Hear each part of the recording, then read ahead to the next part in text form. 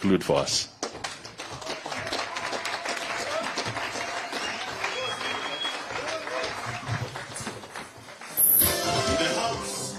Thank you.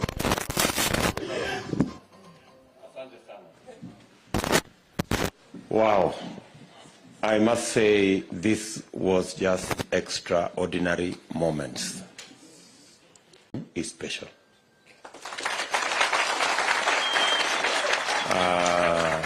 You people have changed my thinking. I live here a very different person.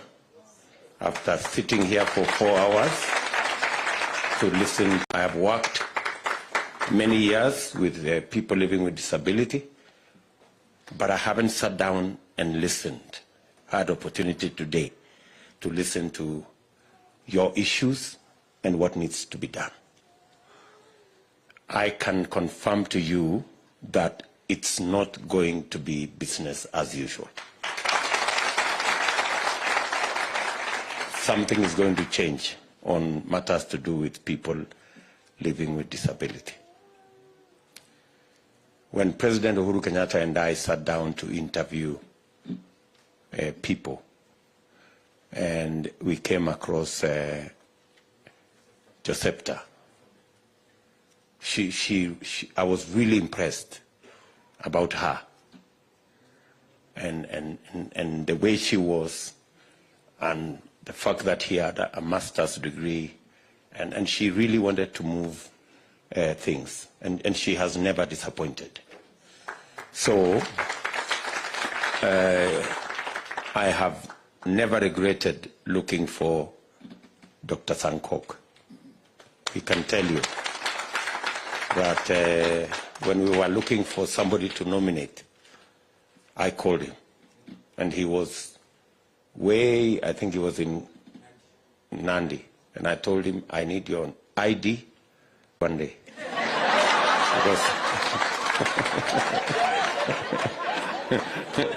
Because I paid for him. And again, let me say, he has never disappointed. And slowly, I am coming to the conclusion of what you said here, that what an able-bodied person can do, a person, good people, you have really enriched our thoughts. Ordinarily, I'm a very strong person, and I take a lot of Bulaki just broke me with what she said. People with children with autism and the whole of that space. And we will do something about it. We certainly will do something about it. So, and when the more you talked about parents and what they feel and what they go through, I remembered, it took me back when a member of my family, when I was told that a member of my family had diabetes, I almost went into depression. And yet diabetes is nothing compared to the issues we are discussing here. So I know it touches very many people. Let me say that we've had a wonderful discussion, really, really wonderful discussion here today. It's been of a great moment to discuss issues of people living with disability.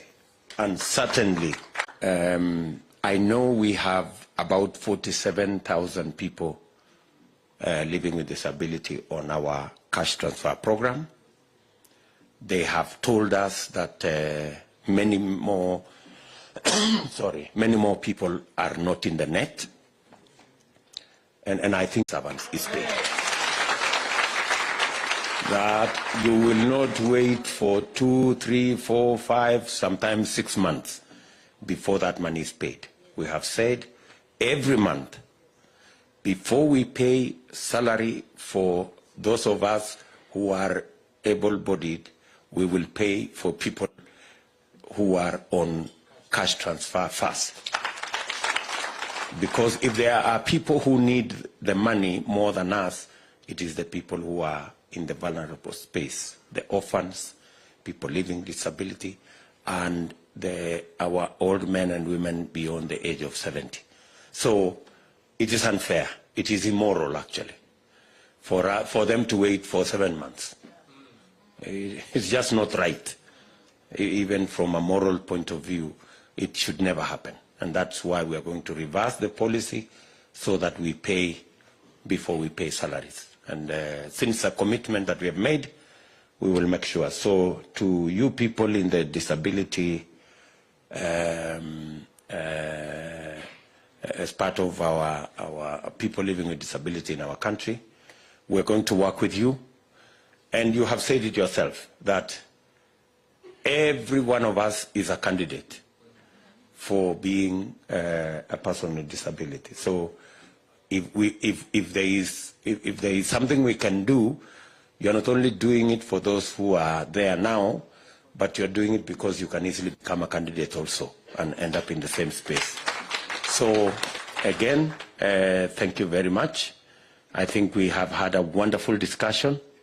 Thank you for speaking candidly and speaking forcefully and knowledgeably about what you have said.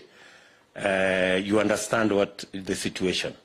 And I now agree more than ever that it is the wearer of the shoe that knows what goes on. Right? Like, you know, we thought we understood certain things, but listening to you, we've completely changed our views. So to all of you, asanteni sana. I think you will excuse us. We have to go to attend another meeting in Kajiado. And straight from here, I am going to relook again at our nominations list. Having listened, as I sat there, I am not sure that we have everybody in terms of the numbers.